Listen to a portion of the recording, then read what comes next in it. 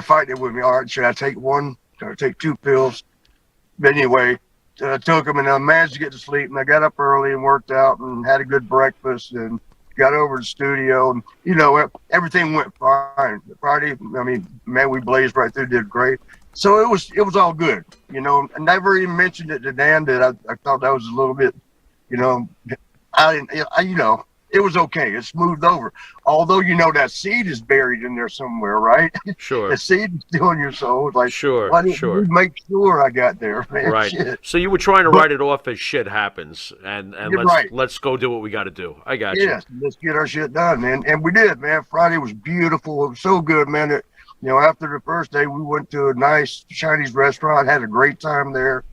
I wish I could think of the name of it. It caters to the boys. It's got hundreds of the boys' pictures autographed on the walls, and it's a nice ass place. Hoolan's. I ain't gonna try it, but anyway, that was Friday night. And like I said, again, I was so lucky. There was a nice gym right there at the hotel, and I had not worked out in a gym since the first surgery, 7 months, so 6.5 months. So I was so happy to get in, do my little rehab stuff, and then do some weight workout. And then second day, again, a good ass workout. Got my meal, got back over to the studio, and you can see for the people that might be crossovers for each, and they watch Boston Wrestling on the YouTube, you'll see in about it was the third hour episode that we were doing for Saturday.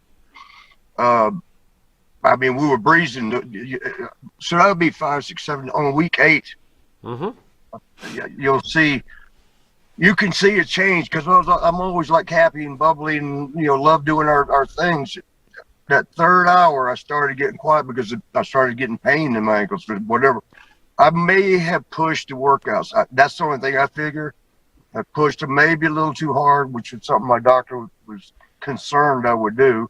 He said, because we know each other, we played football together, and he knows my work ethic with sports from high school and college.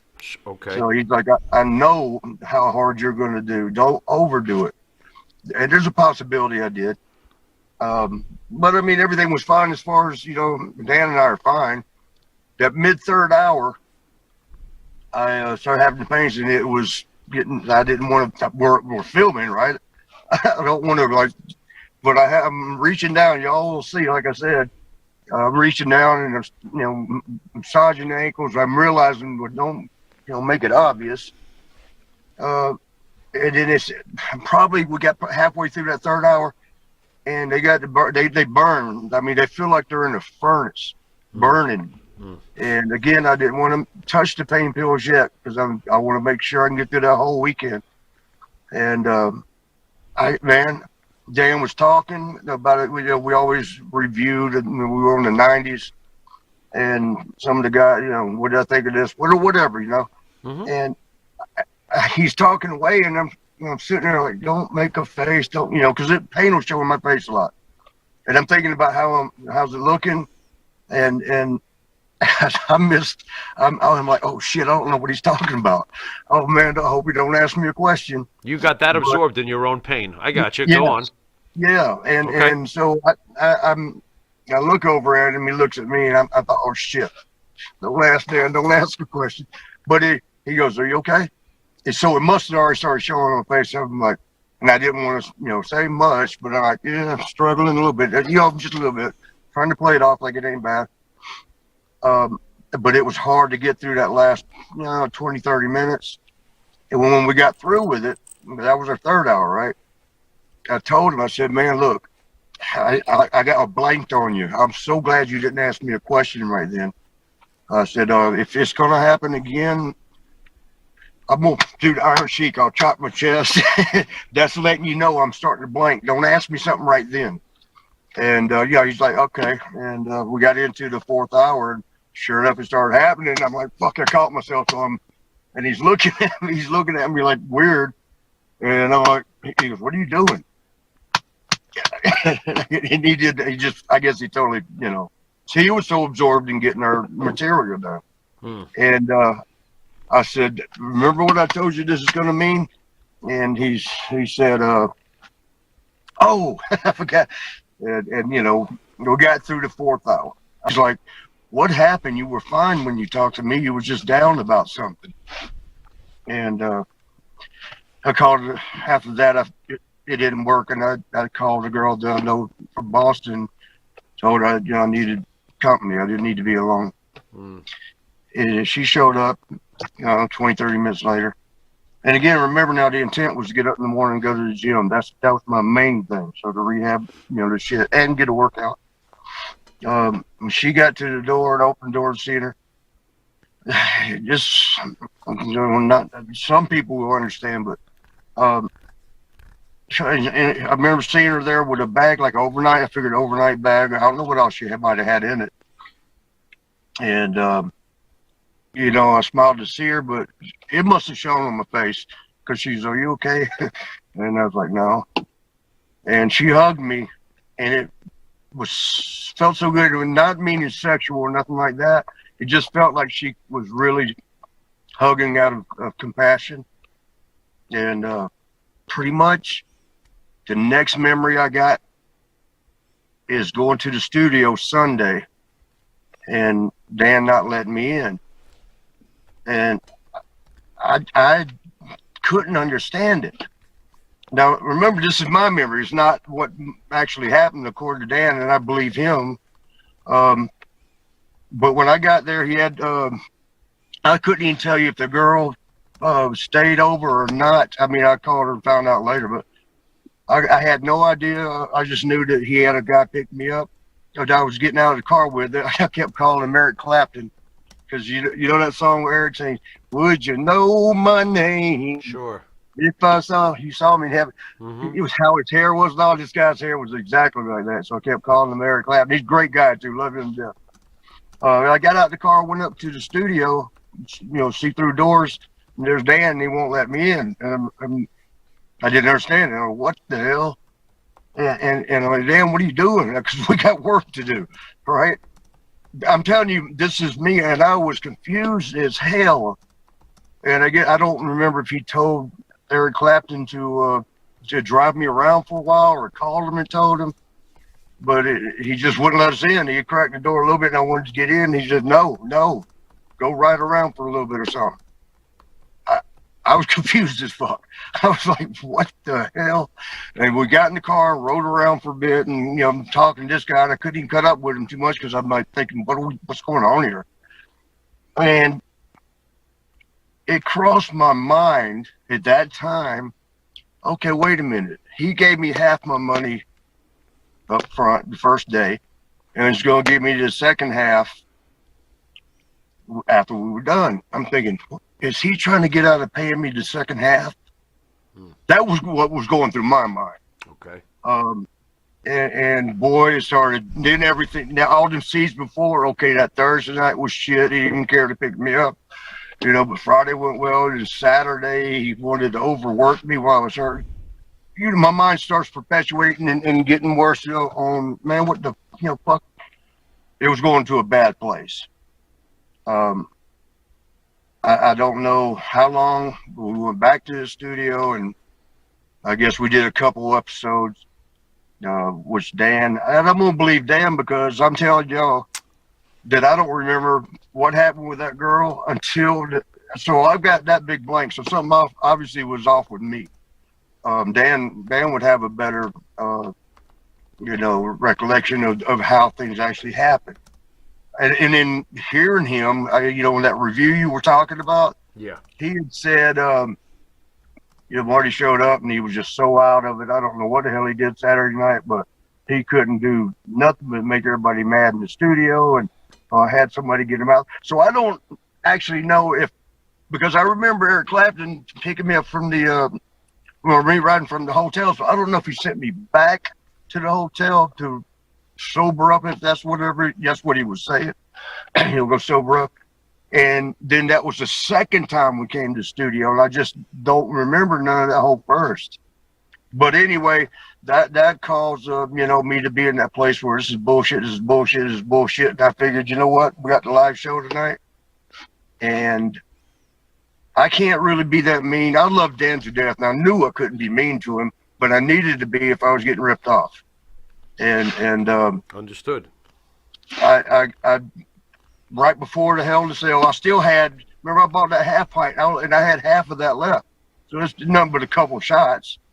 But I had taken that, took a couple of pain pills, and thought, now I'm gonna cut loose on the live because he can't edit shit out when I ask him questions. And for those that saw it, it was a disaster. And I was ugly to Dan. I shouldn't have been. I kept telling him he wasn't going to pay me. He's never shorted me. He's never even come close to it. He's never shorted anybody in like whatever 19 years. But that's just where my head had gone with all that shit that I'd gone through. And I'm sure that he kind of bothered him being called, just basically saying, "Are you a thief?" So, on live TV. At one point, I think he flipped the money over to me. And I'm like, all right, so what? And what about this? And what about that? I think I started bringing up them little damn things, needling them on it. And he was needling me back and getting back because he didn't appreciate the money thing. One time I said, well, where's my damn money then? It was still laying there. He'd already gave it to me. But, yeah, that was a bad thing. And I just contributed to, I had a bad day at the office. And I still don't understand what happened from that Saturday night. I asked that girl, I'm not going to say her name, a lot of people might know her. She had a pill that she gave me the night before. She said hers was for a nerve pain. She said, it'll help you. She said, I gave you one of those, that was it. And I guess she said she had a shot, a Jack Daniels shot or something. And she goes, but that doesn't bother you because she knows, my partying ways too. That didn't bother you, but she goes, you kept just mumbling. You called me 3 different girls. You called me Kara one time. You called me a Tania one time. She was telling me these names I was calling her, so I guess I was out of it. And Marty, despite the fact that your memory of the actual Sunday was hazy, you have to at least be disappointed that working with this guy for quite a while, how did he not sense that your pain threshold was going to go into overdrive? Why did he keep pushing you? Okay, now that I've told y'all everything, came straight with everything the whole world knows now, I'll answer that, but you got to answer me one thing first. And I've been real, so be real with me. Sure. All right. And I understand, so it doesn't matter what the answer, but just be honest with me. Mm-hmm. Why would y'all want to show a hit piece on me? You heard how bad it was. Why? Y'all are my boys. I thought I was y'all. No. I wasn't going to show a hit piece. I wanted to see the video. I asked him to see the video. I wasn't going to show you on there. That wasn't. I wanted to know what happened. Listen, you've been a friend of the show. You're a good guy. And I wasn't watching the show. People had told me what happened. I tried to go back on to see what happened. I wanted to see if you were okay. Curious. And you know what? So we're being 100% honest with you. I wasn't going to go put this on the show. I wanted to see what happened. And then I was even more disturbed that he went to social media and basically said that you've got major problems. And I didn't think that was right to do either. And again, so we're into 5. We're getting ready to do 5. Right. It took enough of the edge off, but it didn't take it all. I knew it wouldn't, but that's fine. I just wanted to get some off. Okay. And the reason I'm telling all this shit, it'll make sense in a minute. Sure. So we got through 5, and I was like, now there's a break, because we were doing the virtual signing live later.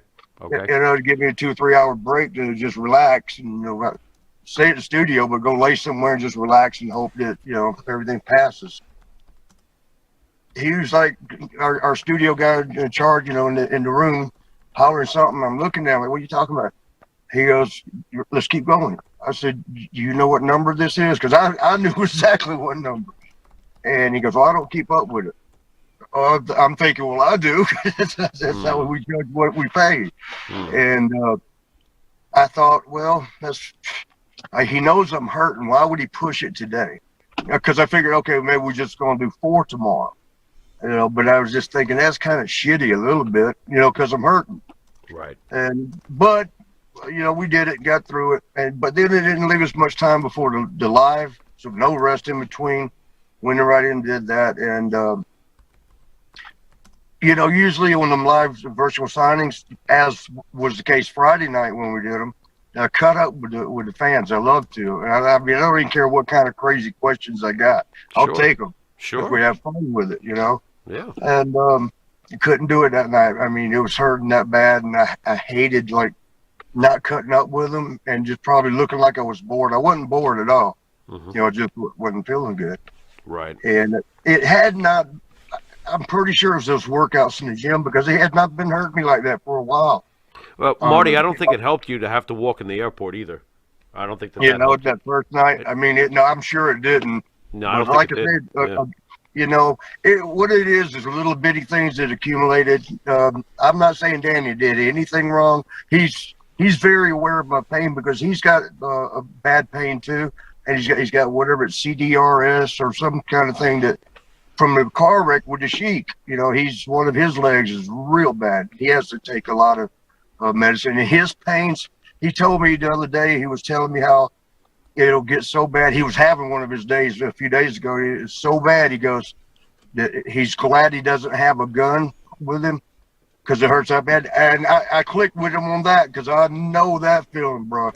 As I thought that same ass thing. Like, fuck this. I can't get any. And I couldn't get the liquor. Will always kick it, for a little bit. Marty, but you got to be careful, because with me, too much of it brings out an evil MJ. So listen, Marty, here's the question for you. So everything seems very, the whole story seems docile. Of course, I wasn't watching, right? People were writing me after the fact.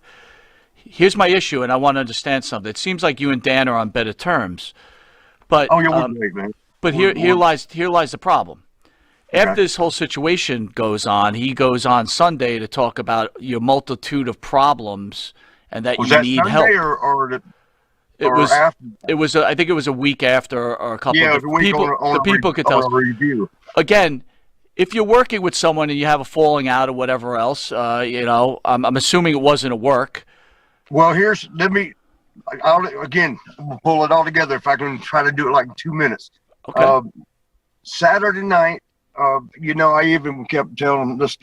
I mean, we were doing 8x10s, signings, wasn't going good anyway. And, we got to do the same thing tomorrow night in Hell in a Cell. Just do it then. I'm like, wrap it up. And he says like 3 different times, okay, last chance. We're about to wrap it up. Shit. I'm like, quit telling them that. Let's go. But finally, it was over. We consider ourselves a broadcast, not a podcast. Yeah. But I would say that many of the shows are all friends in commerce, but we hear things that go on. And Tony Atlas, who contacted me after he was on Dan's show and wanted to speak to me about some things that went down with Dan and him, and actually asked me for advice on it, which I did. Tony decided to part ways with Dan. Again, some people believe Tony, some don't. With you, can you tell us what happened at the start of that Boston wrestling thing and what led to whatever happened? Because again, I asked Dan for the video, but he wouldn't give it to me. Can you tell us what happened?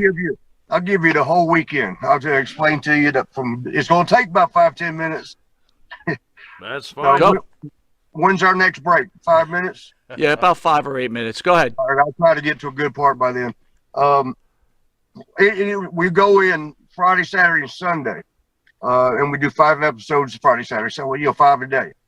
Come in usually the night before, pretty much always the night before, and leave that Monday morning. That's been our routine for about a year. Okay. And it's loved it. The second surgery I had now 2 times ago, which would have been, I don't know, about 10, 12 weeks ago, came in and did great. It was the left leg surgery was just about healed up. Everything was good, and got through most of that pretty good. Then this past time when I come in, I had just had the right ankle about 2 months prior, surgery on it, a joint replacement. Anyway, so I'm just getting past it, all the pain and stuff. Right. And thinking and feeling pretty good, because there's my doctor who's one of the best in the world, Dr. McCluskey, Leland McCluskey here in Columbus, Georgia. He's like, you're so far ahead of schedule. It's unbelievable. He said, I knew you would rehab it fast, but I've never seen one heal this fast. But we were very positive on it. And I was looking forward to start training hard, get myself back in shape. Don't know about if I was going to get in the ring or not, but at least I could, do some good things. And Thursday night kind of set a tone a little bit. And what I mean by that is I got in late. Dan did good. He got me to the latest flight he could because, I don't want to spend a whole day not working.